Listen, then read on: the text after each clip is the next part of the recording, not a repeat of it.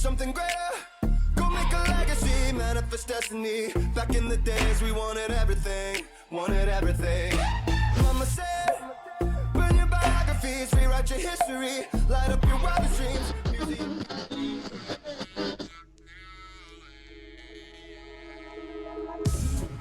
What's up, Niner Empire? Jerry Fresh here with another fresh perspective.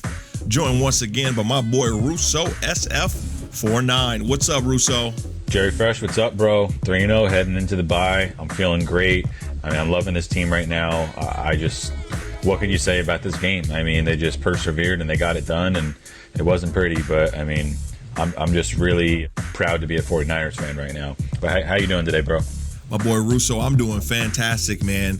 We are 3-0 and we got the W. That's what matters to me. You know, I know a lot of people want us to win in a certain fashion, but there's something to say about the way we won that game and how we overcame it. So I'm excited about that, man. I'm glad that this game was difficult for us in the sense that we had to get out there in the end and come back and do some things. I think it's a wake-up call early in the season where there's teams who kind of go to week 6 and then they get the wake-up call like, this is real out here. I think the 49ers are at a good spot to realize right before a bye, they can go and chew on this, go home with their families, and they can say, you know what, we got to get some soul searching and get this right. We're going to have to come back and put a whooping on our next team and show them that we aren't just a turnover machine, but we are a winning machine. So anyway, Russo, with the takes of the game, man, you know, what did you see going out there? I know we had high expectations about what we believed was going to happen. It didn't necessarily pan out like that.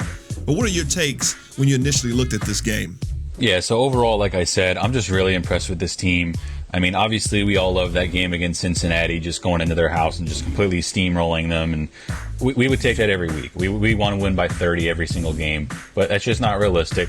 And honestly, having a game like this, dealing with this adversity, 5 turnovers, home opener, you know what I mean, struggling and just kind of unknown. Are they actually going to win this game? Can they pull it out? And the camaraderie of these guys, and they just grinded through it. I really kind of think that you sprinkle in a few of these wins throughout the year, and it's really going to build some character, and it's just going to say a lot about this team. They're very hungry, and they just want to win games, and they just proved it this week. And for me, I would almost rather have a win like this than just blowing teams out and just kind of cakewalking their way to the finish line. I just really think that this is going to build so much character going forward, and it just says so much about a young team that can really just pull out wins that nobody saw coming. I think a lot of people watching this game kind of gave up about halfway or towards the end of the game and didn't really think that the 49ers could do it, but the team persevered, and I mean, what more can you ask for than a team that just scraps all the way through and battles? And I'm very proud of this team, Jerry.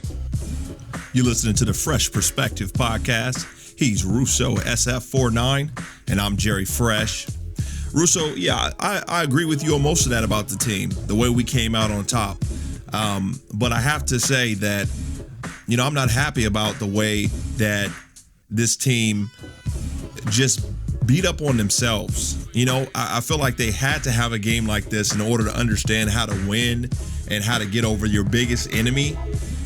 And the biggest enemy usually is yourself, your own self-doubts, your own, you know, you're tripping over your own feet. You know, behind the scenes, of course, Kyle did a good job of coming out in front of the media and letting everybody know that he was very proud of the team.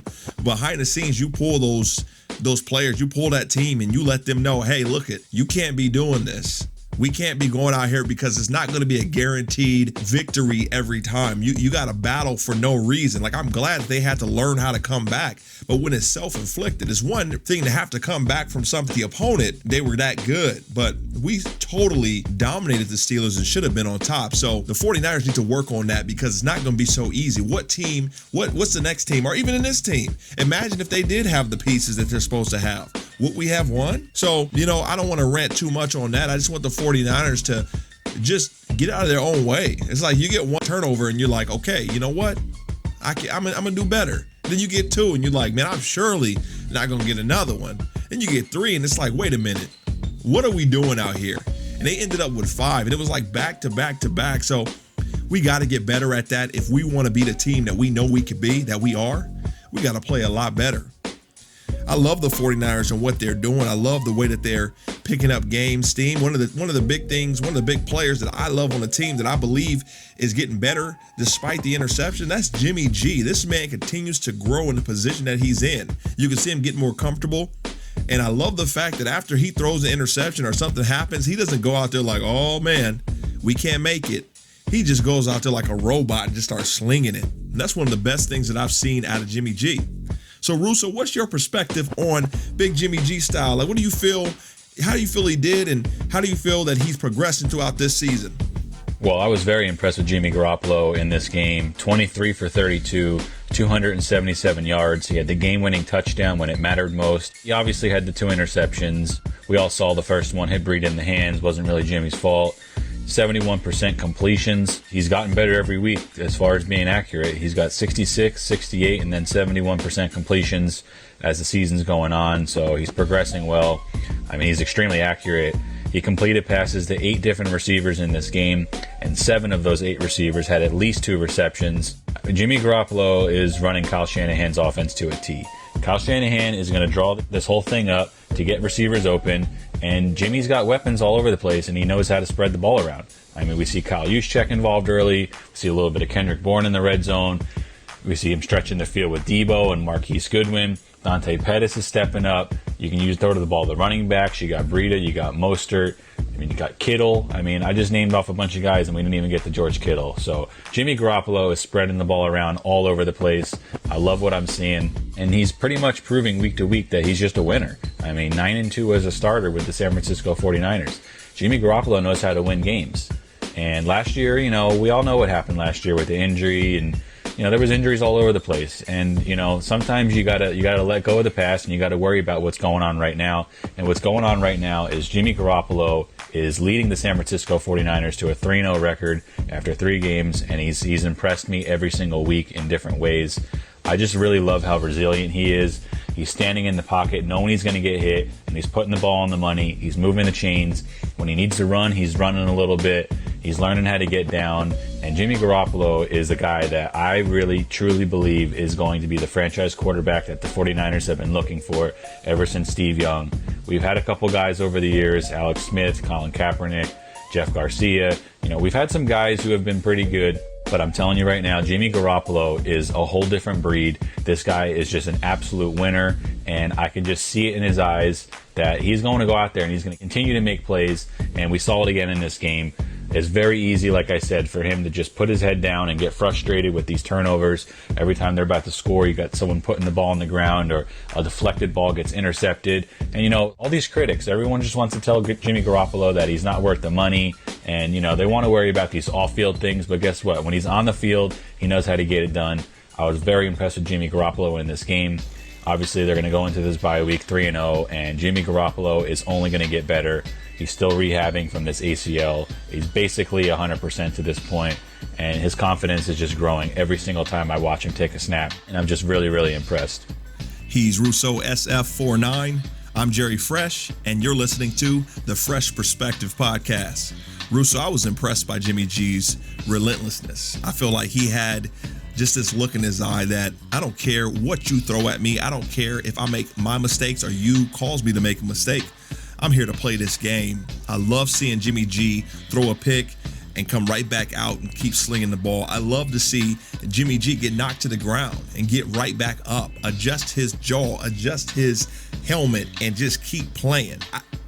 A lot of people knock Jimmy G because they said, he's injury prone. He's not tough enough. Jimmy G showed that, hey, I can take a hit and I'm going to keep playing. And I'm not going to, it seems like he got better every time he got hit. He just kept standing in there. He's like, wait, if I stand in here long enough, I can deliver the ball. And yes, I'm going to take a hit. Now, the consequence is that I'm going to take a hit, but the reward is so much greater because I'm going to give my players, my receivers, a chance to make plays on the ball. So, man, loving what I've seen from Jimmy G. Another player I want to move on to is the young, talented left tackle, first time getting a starting role, Skule. I didn't know what to expect from him, but for all intent and purposes, I didn't hear his name called. Only until the end of the game, I heard a little bit something, some penalties, but nothing crazy. Russo, what was your assessment of Skule? Well, I was very impressed with Justin Skule in this game Sunday versus the Pittsburgh Steelers. I did quite a bit of research prior to the game. I was looking, digging around through his tape, and I pretty much saw what I had been hearing, that, he's a very dominant run blocker, and he's solid in pass protection, okay? Justin Skule knows how to play football. He's a big boy, and he moves around pretty well. And what I saw this Sunday versus the Pittsburgh Steelers was Justin Skule moving bodies around in the running game, and he did everything he needed to do to protect Jimmy Garoppolo. He did not allow any sacks. He did not allow Jimmy Garoppolo to get hit. All the pressure was coming from the right side of the line, and Justin Skule, despite the critics, actually played a very solid game. 3.5 quarters, I thought he played about as perfect as possible. And then obviously in the fourth quarter, he had that one possession where he had a little bit of a meltdown, 2 holding calls, and then the crackback block. And I really kind of felt like the crackback block was a bad call. The defender was prepared, and, he didn't really hit him in the head or anything crazy like that. So, sure, they called it, and yeah, we don't like the 3 penalties, but let's be honest, he's a rookie. It's his first career start. You're not going to have a perfect start, all right? And you got other guys along this offensive line who didn't play perfect games either. So Justin Skule, I give him a rock-solid A for this game. He did a great job protecting Jimmy Garoppolo's blindside, and this is somebody that I'm very confident in going forward. We all know that Joe Staley is going to miss more time. He'll probably miss about another 4 or 5 actual games after the bye week. And Justin Skule is a guy that I'm expecting to just step right in and just do what he needs to do. I kind of felt like going into this game that the 49ers were going to use more 2 tight end sets, use Levine Toilolo and George Kittle to help protect him and stuff like that, but they really didn't do it. Toilolo only played 10 snaps. Okay, Justin Skule held his own, and he actually exceeded my expectations, to be honest. So I've been listening to some people talking, and they kind of feel like, oh, he played horrible, he had all these penalties, but you know what? These are pretty much people that just look for the negative in things, I promise you, because Justin Skule, if you go back and look at this tape from this game, he was in position a majority of the time, and he plays hard.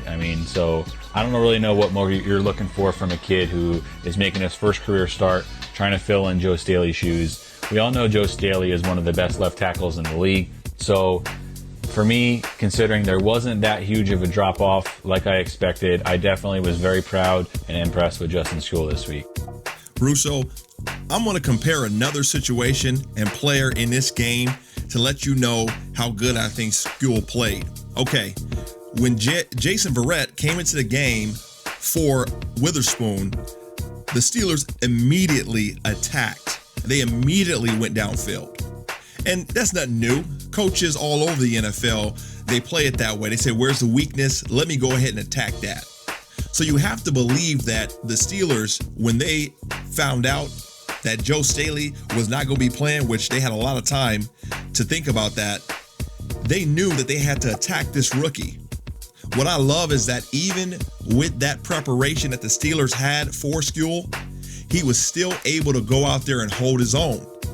He didn't make many rookie mistakes that were just advertised all over the TV. I couldn't see a lot of it. I wasn't watching him that closely, but that's a good thing. His name was not coming up. Now, at the end, there were some penalties, but overall, Skule impressed me by the fact that the cohesiveness of the line stood there. There wasn't no, we as a team, we played very well. That line played very well, so I'm very happy about that. I want to talk to you about your thoughts on our defense, man. I get excited about this, but I want to let you have the opportunity to kind of give your assessment, and then we'll come on back to me. So, Russo, what did you think about this defense when the 49ers faced the Pittsburgh Steelers? Well, I was extremely impressed with this defense for the 3rd game in a row. They held the Pittsburgh Steelers to 239 total yards of offense. Mason Rudolph struggled really to get anything going in his first career start. They were 3 of 12 on 3rd down conversions. The 49ers were absolutely locked in on 3rd downs, and the Pittsburgh Steelers actually only had 11 total first downs for the entire game. They really just struggled to get anything going. 76-yard touchdown pass to Juju Smith-Schuster on that one long play. Obviously, there was a bit of a breakdown on the defense on that play, but you take that one out of the equation, you're talking well under 200 total yards of offense.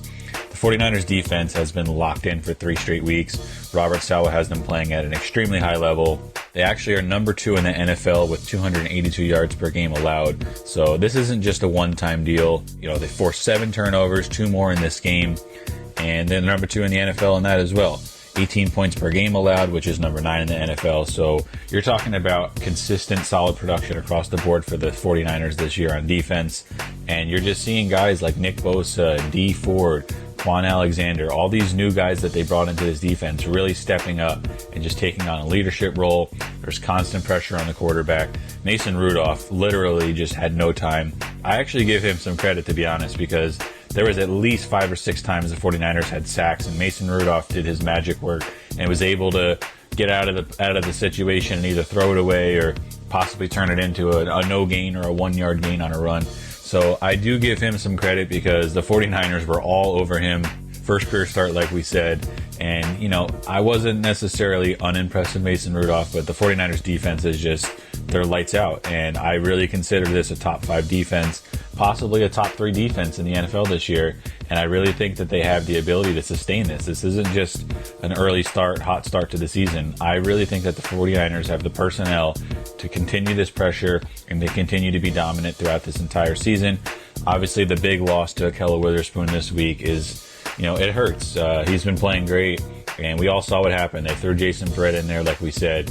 He did not look ready. He had the PI on that first play, and then the deep ball to Deontay Johnson. They went right after him, and Jason Verrett even came out after the game, and he said, look, I haven't played in 3 years. You know, don't worry, I'll bounce back, and I fully believe that he will.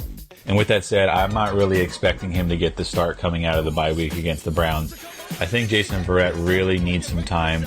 I would like to see them work him in a bit more now with this opportunity, but I still fully expect Manuel Mosley to get the start. I think you could probably see some Jimmy Ward before you see some Jason Verrett, to be honest. There's all these rumors that the 49ers may pursue a trade. Jalen Ramsey is a guy that's been mentioned. I'm hearing Xavier Howard from the Miami Dolphins, since they're trying to have a fire sale with all their players. There's some other guys that maybe you can go, you know, out of the house and try to bring somebody in via trade. We'll see what happens, but if they do stay in-house, I'm expecting Emmanuel Mosley to be the next man up. Kyle Shanahan has come forward and said he's very impressed. He's done everything we've asked him to do. It's a kid that I've had my eye on for a while, dating back to his Tennessee Volunteer days. So overall, I'm really excited about this 49ers defense. I just feel like it's going to be a season-long deal where you're just seeing them really win you games. And it's not even just like it's a bend but don't break deal. It's like an absolutely dominant performance, game in and game out. And I'm looking at this schedule for the rest of the season, and I really don't see many quarterbacks on here that can really put it to the 49ers. Aaron Rodgers is showing signs of regression. Drew Brees with the injury. Jared Goff, Russell Wilson. Those are guys that, you know, they're good players, but they don't really scare me. You know, the Panthers, the Redskins, Lamar Jackson's possibly a guy, but overall, I really think that the 49ers, it's all set up for the 49ers to go on a real serious run here, and I think the defense is going to be the main driving force. Obviously, we know that this offense is capable of moving the ball. Even on a bad day, they moved the ball plenty. They had tons of yards, and they still put up 24 points, and I think that when they clean up these turnovers, it's going to give the defense even that much of a chance to be successful. So overall, my take on the defense for the 49ers this season is just very, very impressed. And it reminds me of this Jim Harbaugh defense going back in 2012, 2013. I just really think that this is a team that is going to just absolutely put their mark on this season. Niner Empire, you're listening to the Fresh Perspective podcast. Now, Russo, this defense, man, came out here just on fire like they always do, man. This season I am so impressed with that's out of everything besides the running game. I think the running game and the play of our O-line, like those two are kind of, you know, intertwined, but this defense has truly impressed. And I have to give it up first and foremost to the coaching staff and John Lynch for putting the right players and the right pieces in the locker room to form, you know, what we need on the field. I love the pickup of Richard Sherman. I cannot say how much value that we have in Richard Sherman. He is amazing. The way that he approaches the game, and then he has insight that he gives to Jimmy G. I love it when I heard him say, you know, we kind of, as a defense, we tell Jimmy G, hey, we know you're going to make some mistakes out there, but guess what? We got you, and we're going to get you the ball back. I love that. I love the way that this defense takes pride and ownership over, we need to give our offense the ball back. I think it's huge with Richard Sherman because all the rumors when he was out in Seattle was that, you know, he didn't like the attention and the way that Russell Wilson was being favored over there. And so you kind of got this vibe that maybe there's a jealous player who doesn't want to see his quarterback succeed because he wants to be the quarterback or he wants that attention. But, looking at the situation, you get to see the maturation of a Richard Sherman as a leader on his team, as saying, I'm not only the leader of the defense, but I'm also going to contribute to making sure my offense gets the ball, because that's going to get us a win. So I love this defense. I love the way they're playing. I love the way they're executing. And I just feel like they're going to get better. Nick Bosa, D Ford, those two haven't even really found their footing yet. We're getting pressure, but we're not truly getting sacks. By the way, I believe we have 9 sacks already this year. And I don't know how much we had last year, but it wasn't a lot.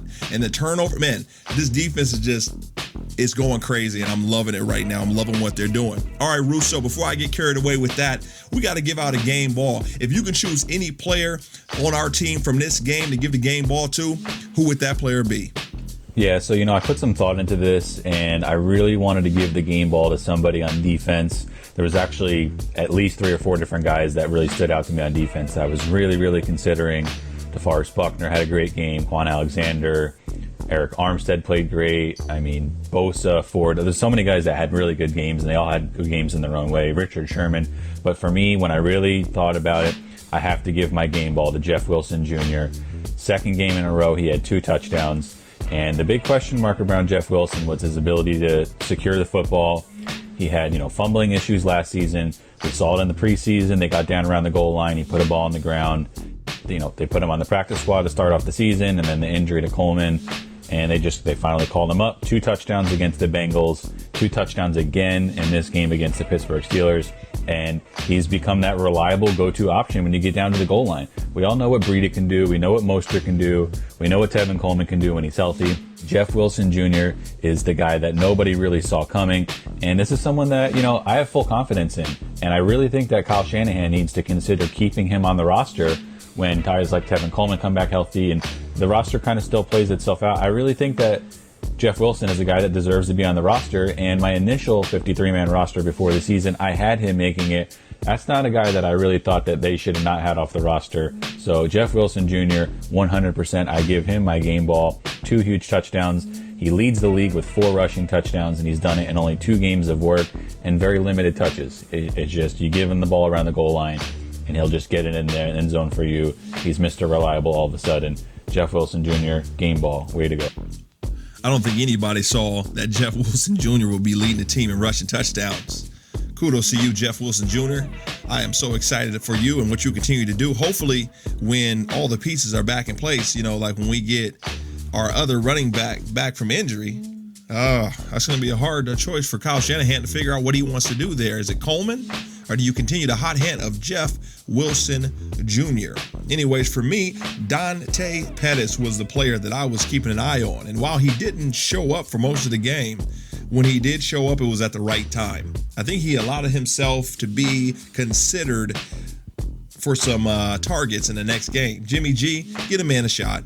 Yeah, he dropped one in the end zone, but he made it up. The same thing I can say for Jimmy. He threw an interception, but then he came back and threw a touchdown, or he did what he had to do. And if Dante Pettis can learn how to not give up and learn how to concentrate more on football than cats, I think he'll be okay. We got to just believe in our players who we have on the field. We can't just be like, well, you know what? He's just done. That's not the truth. Dante Pettis has a very specific skill set, very well. I always hear a lot of people say that he may be the best receiver on the field. It's just him believing in himself and going out there and executing. I like Dante Pettis. I like what he brings to the table, but he has to man up. He has to get some dog in him. He has to play the game. Now that we addressed the cats in the room, let's go ahead and talk about the elephant in the room, them turnovers. Russo, what is your assessment on the turnovers when the 49ers faced the Pittsburgh Steelers? Well, as we know, 5 turnovers, 3 fumbles, and the 2 interceptions. Those are all things that we just absolutely hate to see as fans, and the 49ers are very fortunate to have won this game. Not many teams have ever committed 5 turnovers and won the game in the history of the NFL. And, the 49ers, it's honestly, I'm not really concerned with these turnovers. I just have to be honest. And this is probably the first time I've ever watched the 49ers play this poorly with protecting the football. And I came out of this game and I just was completely dismissing the fact they just had 5 turnovers. And for some reason, I just really think that they're going to clean this up. Obviously, we have the bye week coming up, so the 49ers can just, they can work on these little fundamental things as far as ball security and stuff like that. You got guys like Tevin Coleman coming in, who he has a little bit of fumbling issues as well. So Is there concern? I say yes. I would put it at about a 2 or a 3 as far as my level of concern. But I really just think that the tip balls off the interception, the ball going out of Matt Breida's hands, I just think little things like this, it's just not going to continue to happen. Sometimes the ball just bounces the wrong way. Raheem Mostert had a bit of a struggle early on, the one play that went back for the 18-yard loss on the bad pitch, and then he had the fumble as we were getting close to the goal line. I just kind of feel like the combination of not relying on Mostert as much with Coleman coming back into the fold and the tip balls with Matt Breida, he's a guy who doesn't really struggle to catch the ball. He's a guy that I have confidence in. And then Jimmy Garoppolo. Sure, he has 4 interceptions this year, but week 1, I thought it was a wrong route with Coleman. Week 2, I thought it was a wrong route with Breida. And then this game, a couple tip balls that get deflected. The Pittsburgh Steelers were hungry. Credit to the Pittsburgh Steelers. I think that the 49ers will clean this up going forward. The Cleveland Browns are the next team up. They do have some playmakers on defense, Myles Garrett, things like that. So I think I'd be more concerned with possibly Garoppolo taking a sack and losing a fumble, which hasn't happened yet, rather than these guys to continue to fumble the ball or Garoppolo to continue to throw interceptions. So overall, my level of concern is rather low, and surprisingly, it's just the way I feel. So I don't know. What are you thinking about the turnovers, though, Jerry? Fam, I'm thinking that I was stressed out. I'm sitting there on my couch. I am stressed out. I'm standing up. I'm yelling. I'm like, what are you doing? I am stressed out, Mr. Russo. I'm like, is this really happening right now? Did we just turn the ball over again? And then once I kind of relaxed a little bit, we would turn it over again. It was just back-to-back turnovers. He's Russo SF49. I'm Jerry Fresh, and you're listening to The Fresh Perspective. But anyway, Russo, I'm looking at the team like you guys are so talented. I think that's the most frustrating part when you know a team is so good. Like you could see if we weren't making those huge plays, those huge runs, those huge passes down the field, maybe I'd be like, you know what, we're dumb. You know, we're not that good. But when you see a team that continues to consistently get in the red zone, continue to turn the ball over, it was just frustrating. And my stress level don't need to be that high, man, especially when a team is good. It's one thing last year when you knew the team was, we were still building, which we still are, but we were really just building. And you're like, okay, you know what? We should have won that game, or we could have won that game, or you use that as leverage. Like, hey, we almost won and you guys are supposed to be better than us. Well, this game, the Steelers can say that. Like, hey, you guys are supposed to be better than us, hands down. And look at the game we gave you guys. But we know the reality is the 49ers outgained, outplayed, outshined the Steelers. And it was only because of self-inflicted wounds, these turnovers, that they even had any chance in this game. So we have to clean that up. It has to be addressed. I'm looking at Kyle. I'm looking to the leaders on the team to say, hey, this can't happen. We got a good squad. This may be our chance. That's the crazy part. This may be our year. And you guys have to make sure that this type of game with these turnovers doesn't happen the deeper we get into the season, and especially not in the playoffs. All right, another thing, Russo, that we've been having to address over and over again have been the penalties. And we've talked about it last podcast and even the podcast before that. We want to get an assessment from you on how the 49ers are doing with the penalties when they played against the Pittsburgh Steelers. Yeah, so the penalties have obviously been the main issue for the 49ers this season through 3 games. They did somewhat clean those up this week, 5 penalties, 71 yards. And we already touched down the 3 penalties from Justin School in this game. He had the 2 holds and then the crackback block. So that's 3 penalties right there for 29 yards. So that is essentially half of the problem for this game overall.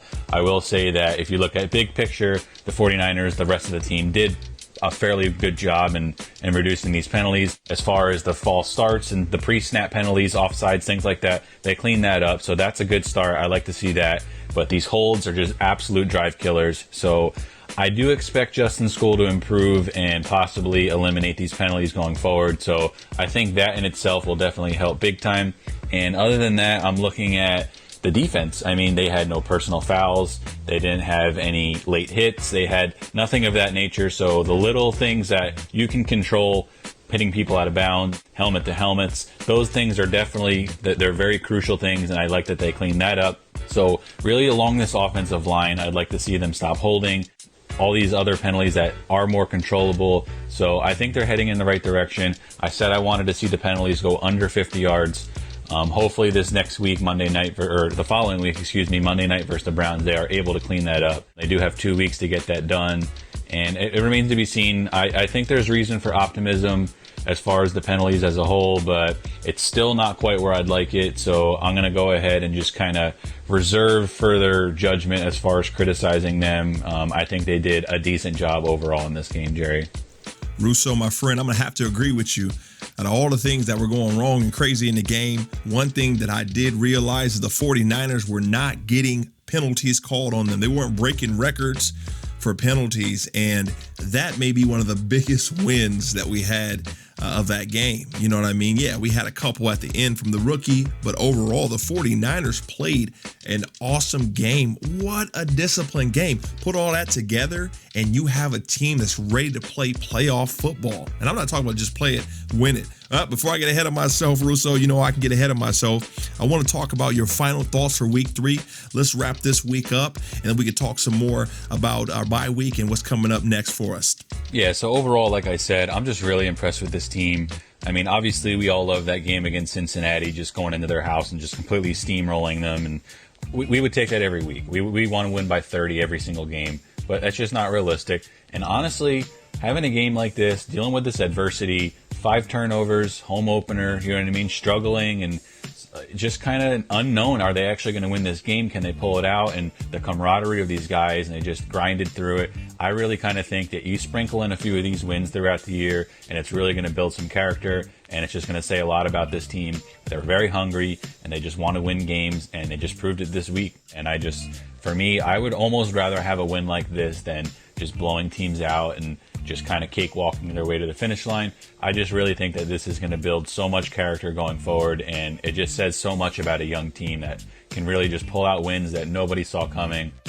I think a lot of people watching this game kind of gave up about halfway or towards the end of the game and didn't really think that the 49ers could do it, but the team persevered, and I mean, what more can you ask for than a team that just scraps all the way through and battles? And I'm very proud of this team, Jerry. Well said, my friend. And I, too, am very proud of this team and the way that they fought back, the way that adversity came, and they were able to overcome it.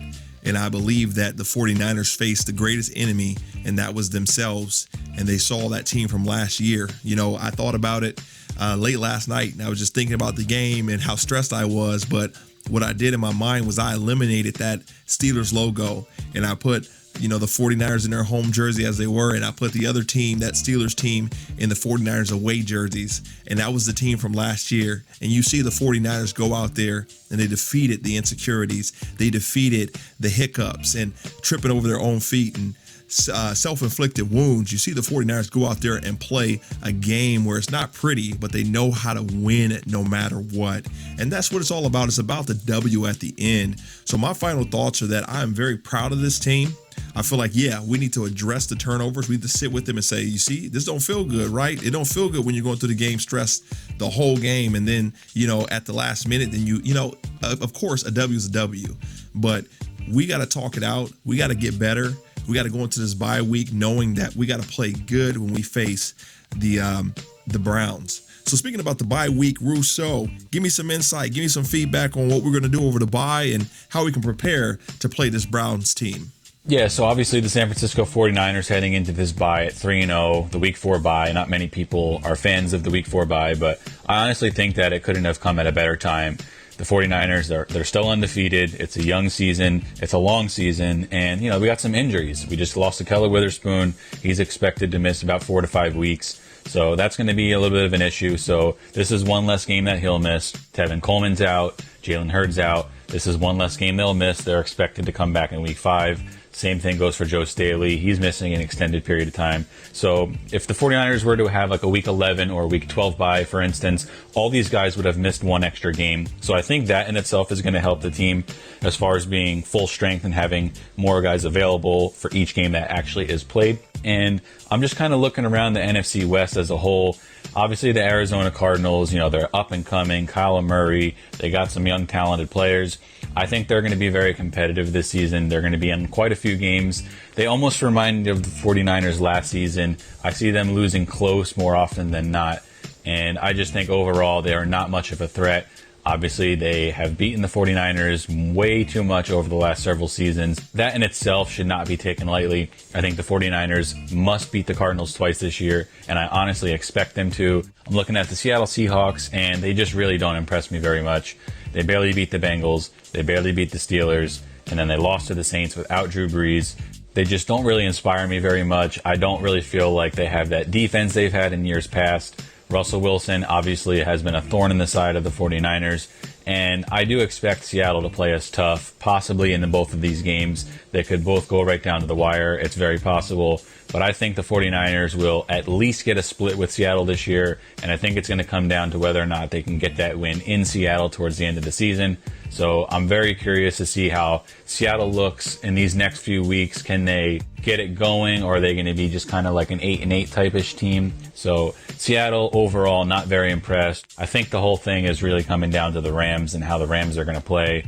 The 49ers are going to get to see what's up with the Rams fairly soon. And let's be honest, you can say what you want about the Rams. Sure, maybe they're not as good as last year, but the Rams are going to be in it right down to the end, okay? So I'm not expecting the Rams to just lay down and fold. And sure, Todd Gurley doesn't look tremendously great. And, you know, the offense has regressed a bit. They've lost some guys on defense. As a whole, sure, I'm not as high on the Rams as years past, but I'm expecting them to bring it. And I currently have us splitting with the Rams as for right now. That could change as things progress. I'm not really sure what the 49ers are going to look like in 2 weeks. Are we going to be completely healthy? Are the Rams going to be completely healthy? And so on. So, but as for the NFC as a whole, I'm kind of only looking at our division, and outside of the division, kind of like the NFC North, they have, you know, the Packers, the Lions, the Vikings, and the Bears. They all have pretty solid teams. The Saints, yeah, sure, they should be in it when they get Drew Brees back. Atlanta doesn't inspire me. The Eagles don't inspire me. The Dallas Cowboys, they have a good team. I think they are going to be one of our bigger contenders going down the stretch. We might see them in the playoffs possibly if the 49ers can make it. They haven't really played anybody to this point, but the Cowboys do have a good team. They have some good playmakers on offense and defense. So overall, I'm kind of just thinking the 49ers have as good a chance as anybody when it comes to this NFC West picture. And as long as they can grind out these games they're supposed to win. I mean, I'm looking at about 5 or 6 games on this schedule that I have marked down as a win. So me personally, I already have the 49ers winning at least 9 games. It's a fluid process, and, you know, I don't want to jump the gun, but I'm thinking they stack up very well in the NFC, and I do expect them to make the playoff. So as long as they keep this one-game mentality, I think the 49ers are definitely going to be in it at the end of the year. He's Russo SF49. I'm Jerry Phresh, and you've been listening to the Fresh Perspective podcast. All right, Russo, go ahead and give him some final thoughts before we shut this thing down. Yeah, I just want to give a shout out to everybody listening, all the subscribers. Obviously, you guys know that we appreciate you guys. It's always a good time to be, you know, getting together and talking to the 49ers. It's my favorite thing to do. And obviously, Jerry, appreciate you having me on. I definitely love doing these podcasts with you. I'm definitely looking forward to the next one. And, you know, let's just enjoy this bye week, and hopefully the 49ers get healthy and get ready for this Cleveland game.